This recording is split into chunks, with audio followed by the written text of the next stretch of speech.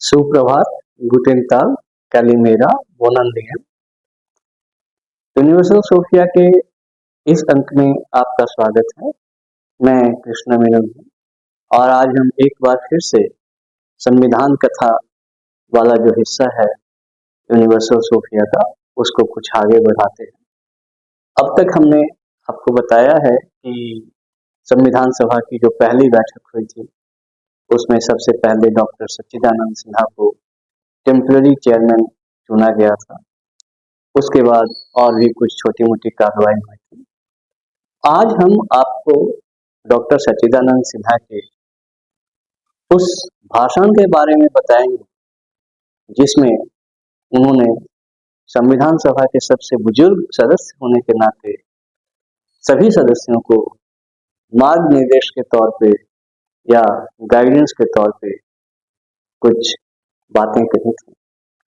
तो सबसे पहले वो शुरुआत बड़ी विनम्रता के साथ करते हैं और अपनी तुलना एक अंग्रेज विद्वान से करते हैं जिसका नाम पैटरसन था, और बताते हैं कि जब पैटरसन को इंग्लैंड की रानी ने इंग्लैंड का सबसे बड़ा इनाम या सबसे बड़ी पदवी दे दी तो पैटरसन ने कहा कि मैं बड़ी विनम्रता के साथ और आभार के साथ और शुक्रिया के साथ आपका ये सम्मान स्वीकार करता हूँ, क्योंकि ये सिर्फ आपकी कृपा है, इसमें मेरी योग्यता का कोई मामला है ही नहीं। इसलिए मेरे लिए ये सोचने जैसा कुछ है ही नहीं कि मैं इस महान पदवी के लायक हूँ या नहीं। डॉक्टर सच्चिदानंद सिन्हा भी यही कहते हैं कि आप लोगों ने मुझे संविधान सभा का टेम्पररी अध्यक्ष बना करके, अस्थायी अध्यक्ष बना करके सबसे पहली स्पीच देने का जो ये सम्मान दिया है उसके लायक मैं हूँ ही नहीं। इसलिए मेरे मन में इसको लेके कोई शंका ही नहीं है कि मैं इसके लायक हूँ या नहीं। और उसके बाद वे अपनी बात शुरू करते हैं। तो शुरुआत में कहते हैं कि चूंकि आप एक संविधान बनाने के लिए बैठे हैं तो समस्या तो ये है कि इंग्लैंड का राज्य जितने दूर में फैला हुआ है उसमें कहीं भी कोई नजीर आपके सामने इस तरह से बैठ करके बहस करके संविधान बनाने की नहीं, क्योंकि इंग्लैंड का अपना भी कोई संविधान लिखित रूप में नहीं। इंग्लैंड की संसद ही उसके सारे संविधान को और संविधान के सारे कानून को और बाकी सारे कानून को ही वक्त बेवक्त तय करती है। तो आपके सामने इंग्लैंड का कोई उदाहरण नहीं। इंग्लैंड के अधीन या इंग्लैंड के बाहर जो देश रहे हैं उनके पास कोई इस तरह का लिखित संविधान है। इस तरह का एक लिखित संविधान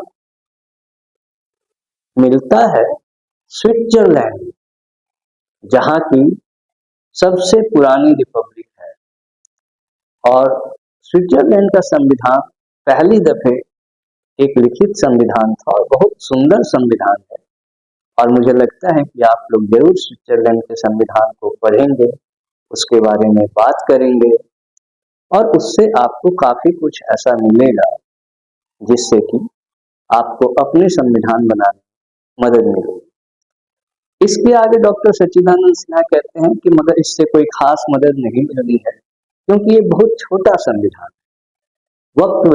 वक्त पर जो संविधान में संशोधन किए हैं उन्होंने, उसकी वजह से स्विट्जरलैंड का संविधान बड़ा बन गया है, अच्छा बन गया है, बहुत ज्यादा अच्छा बन गया है। मगर शुरू में वो बहुत छोटा था, क्योंकि उनके पास बहुत कम समस्याएं थी संविधान सभा के रूप में हल करने के लिए। आपके सामने बहुत बड़ी समस्या है। फिर आगे कहते हैं कि हाँ, इसके बाद फ्रांस का भी एक संविधान है जो लिखित संविधान है।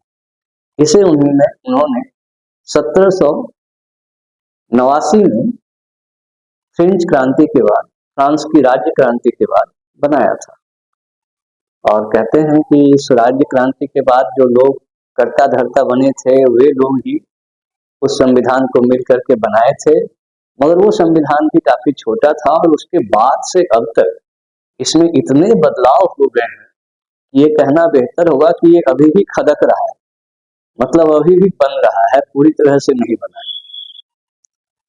एक तरह से ऐसा कहकर डॉक्टर सच्चिदानंद सिन्हा फ्रांस को एक बैक हैंडेड कम्प्लीमेंट भी देते हैं कि फ्रांस एक ऐसा देश है जो लगातार अपने को समय के हिसाब से बदलता रहा है और उसी के हिसाब से अपने संविधान को भी बदलता रहा है और उसका संविधान अभी भी अ कॉन्स्टिट्यूशन इन मेकिंग, कोई बना बनाया संविधान नहीं।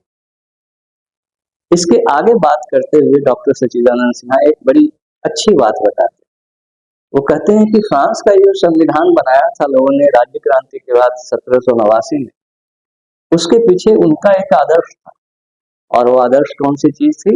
वो आदर्श 1787 में अमेरिका के फिलाडेल्फिया में एक सम्मेलन हुआ था, एक बहुत बड़ा कॉन्फ्रेंस हुआ था जिसमें लोगों ने अमेरिकी संविधान के ऊपर बातें की थी और उन्होंने जो मसौदा तैयार किया था और उसके बाद उसे जो लागू किया था, उस संविधान के आधार पर फ्रांस के लोगों ने अपना संविधान बनाया था और अमेरिका का जो ये संविधान है, लिखित संविधान है और यकीनन बहुत ही सुंदर संविधान है, अच्छा संविधान है।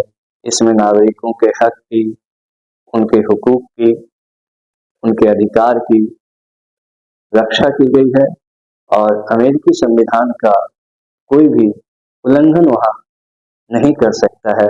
अमेरिका का संविधान अपने आप में एक पक्का सा संविधान है। उन्होंने तो संशोधन भी बहुत कम किए हैं।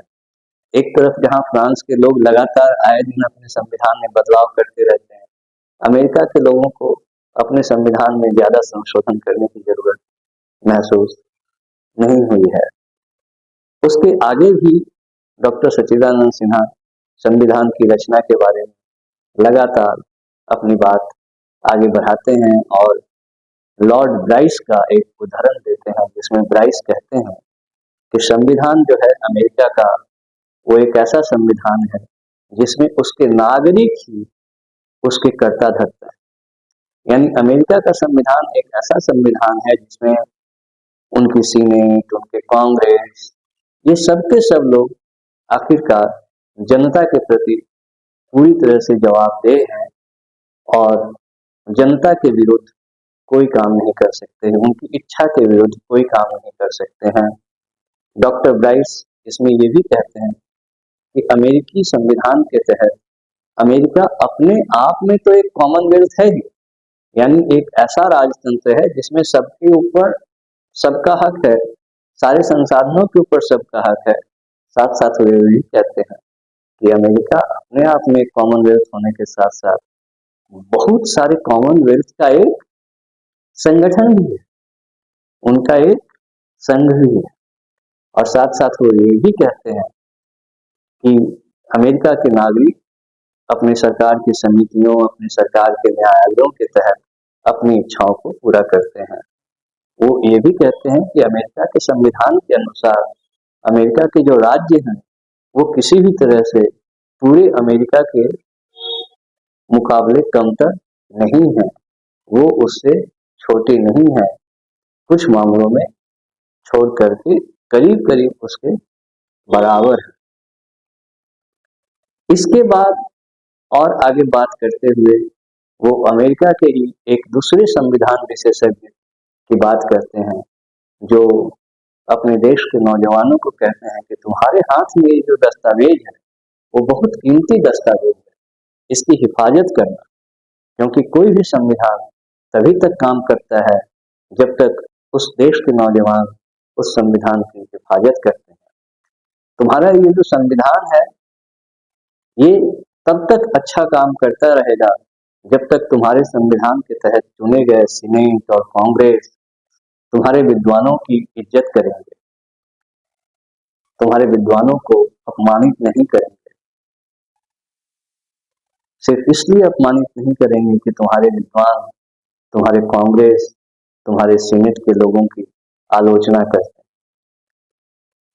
और जिस दिन तुम्हारे सीनेट और तुम्हारे कांग्रेस के लोग उन विद्वानों की अवमानना करने लगेंगे, उनकी बेइज्जती करने लगेंगे और जिस दिन तुम्हारे संविधान के लोग भ्रष्ट लोगों की पूजा करने लगेंगे, उनको प्रोत्साहित करने लगेंगे, तो फिर समझ लो कि तुम्हारा संविधान खत्म हो जाएगा।